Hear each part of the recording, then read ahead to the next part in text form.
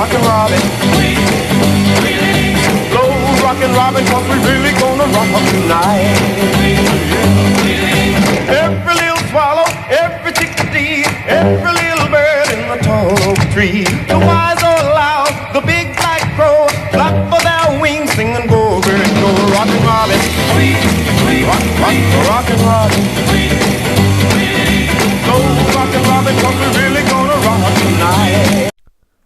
We welcome you to the Rock and Roll Television wing of the Modern American Library. Get your eyes and ears ready to go on a ride through the good old 1950s, where rock and roll and television defined American social culture. This rock and roll is the musical noise symptomatic of a decadent and irresponsible youth. And we find that these programs are not for the good of the community, and that's why I ordered them banned.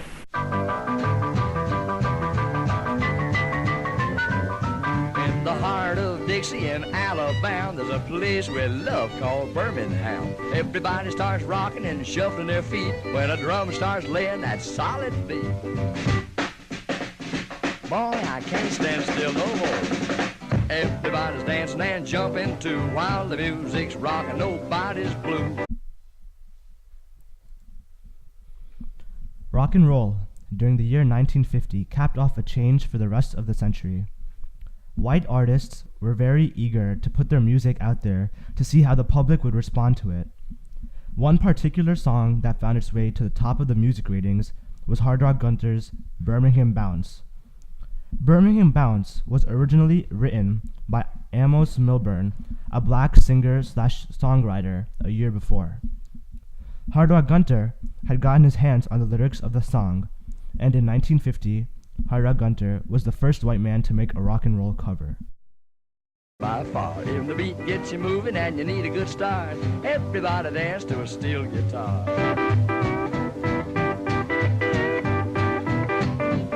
Now everybody's dancing and jumping too while the music's rocking. And on we go with the Brunswick Rock and Roll Show, starring the Alan Freed Big Band, the Crickets, Jackie Wilson, and Terry Nolan.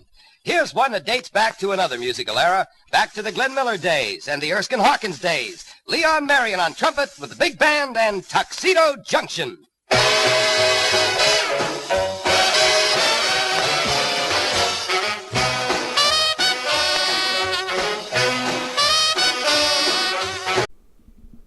'The rock and roll era, during its beginning stages in 1951, was greatly popularized and spread to a mass audience by a man named Alan Freed.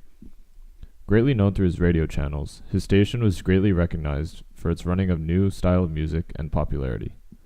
In a big milestone for the rock and roll genre, the Sun Records label, led by Sam Phillips, released a song that captured the attention of many Americans. This song was Rocket 88, played by Jackie Brenston and his Delta Cats. It was greatly appreciated in the music and public community and was known as one of the most influential pieces in the development of rock and roll.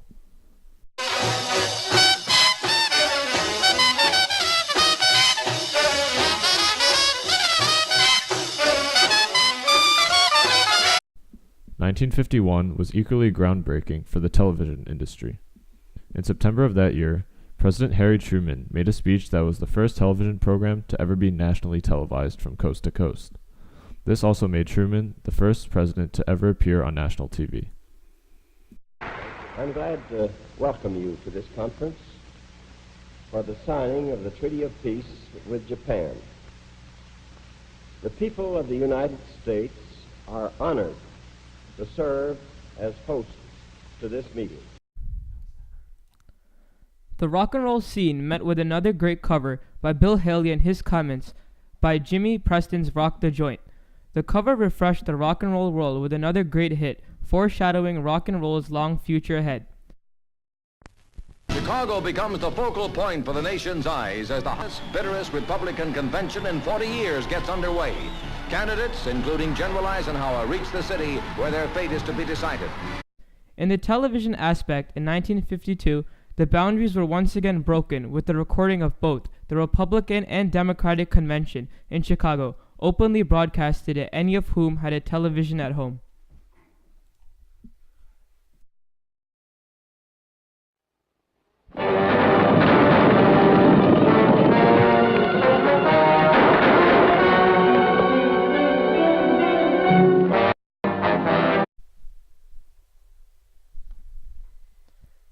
1953 was a very notable year for the movie and television companies. Television sales had skyrocketed, with each television set costing roughly $300, equivalent to today's $2,000, with half of the U.S. population owning one in their household. This proved to be very lucrative to the movie companies being advertised through trailers, as well as the companies that sold the television sets. This, however, will not be the end of television's rise to glory.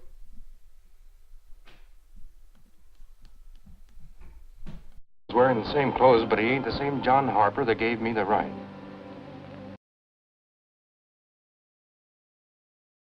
Three o'clock, 4 o'clock, rock. 5, 6, 7 o'clock, 8 o'clock, rock. 9, 10, 11 o'clock, 12 o'clock, rock. We're gonna rock around the clock tonight. 1954 was a huge turning point in the game of rock and roll.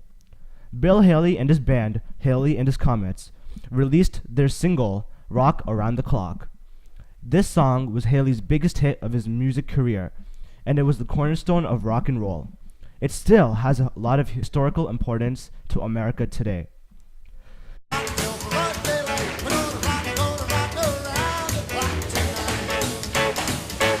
That's all right, Mama. That's all right for you. That's all right, Mama. Just any way you do it, that's all right. That's all right. The rise of Elvis Presley scared other musicians because Elvis was getting popular very quickly.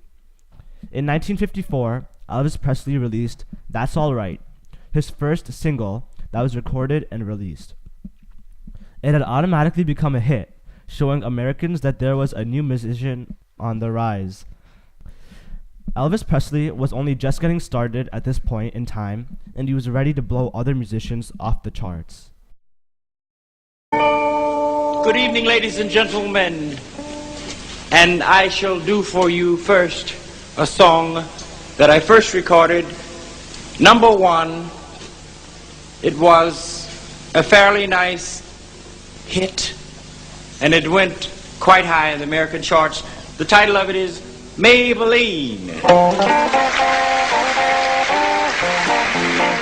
Maybelline, can't you be true? Oh, Maybelline, why?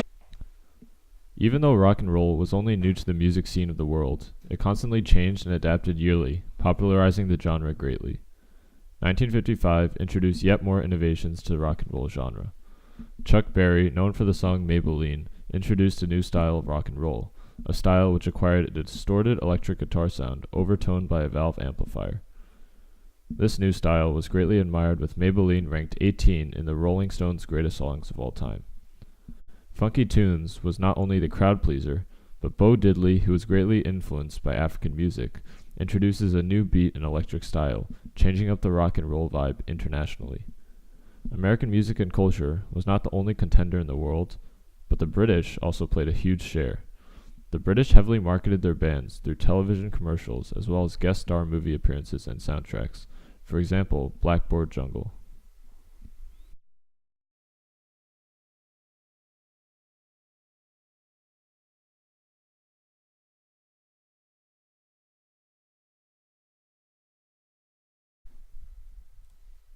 "1956 kicks off with the expansion of television programs that have made a difference to this day.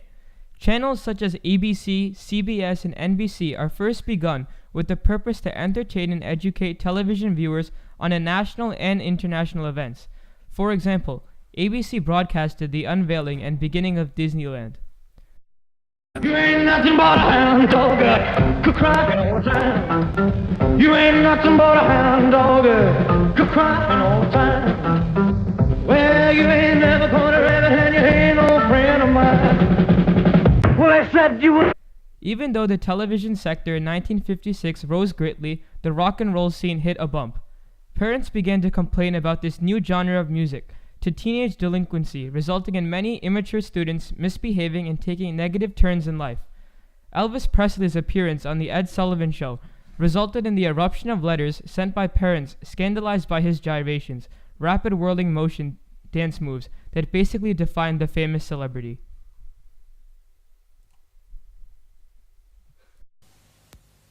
Going? Where am I going to park? Oh, but here tonight, I'm glad that I found a place to park because right now I'd like to sing for you a very wonderful oldie entitled Unforgettable.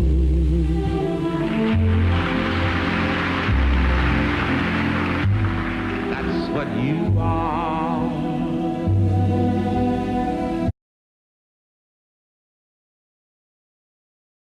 Well, bless my soul, what's wrong with me? I'm itching like a man on a fuzzy tree. My friends say I'm acting wild as a bug. I'm in love. I'm all shook up. 1957 continued Elvis Presley's rampage of music. Yet another hit single from him, All Shook Up, dominated the charts for 25 weeks at the #1 spot.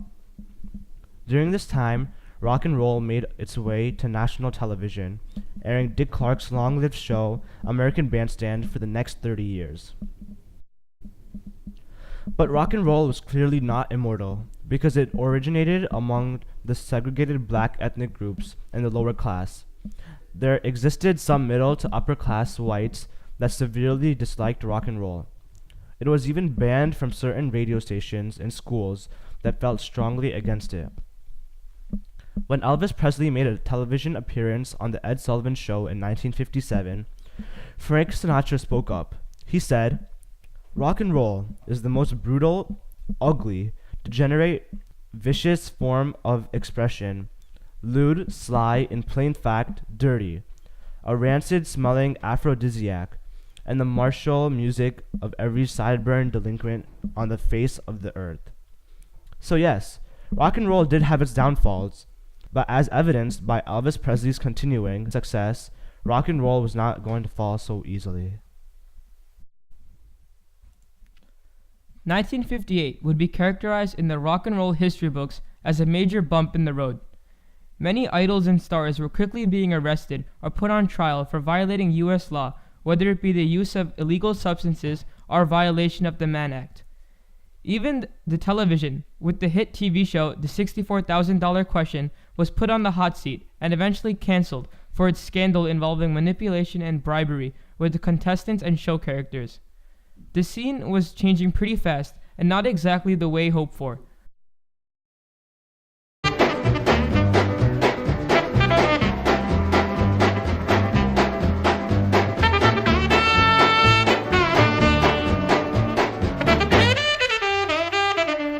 Nevertheless, that never stopped the music from playing, with the Coasters' Yakety Yak and the British song Move It rising in popularity and ranks. The music still had some power left. With a decade as well as rock and roll success coming to somewhat of a close in 1959, no American was ready for the shock that came on February 3rd, which goes down in history as the day the music died.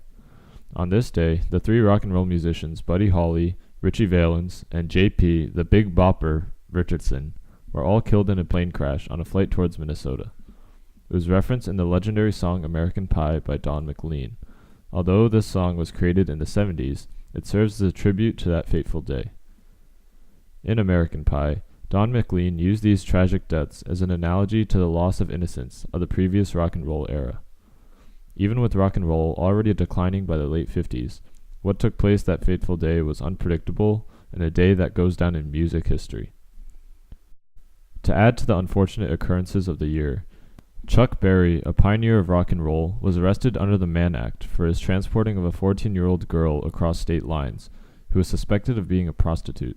While there is no denying the immorality of his actions, the racism of the white jury may have had a subtle influence on the interpretation by the court.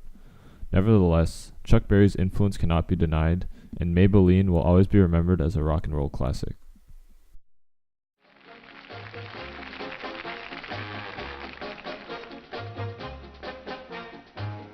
Don't ever worry that I'll leave you.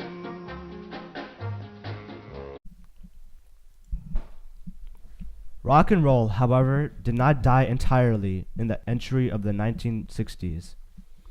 Artists such as Billy Fury, Joe Brown, and Johnny Kidd and the Pirates were the new face of rock and roll entering the new decade. Television continued to drastically rise with the ownership of television, hitting 90% of American people by 1960.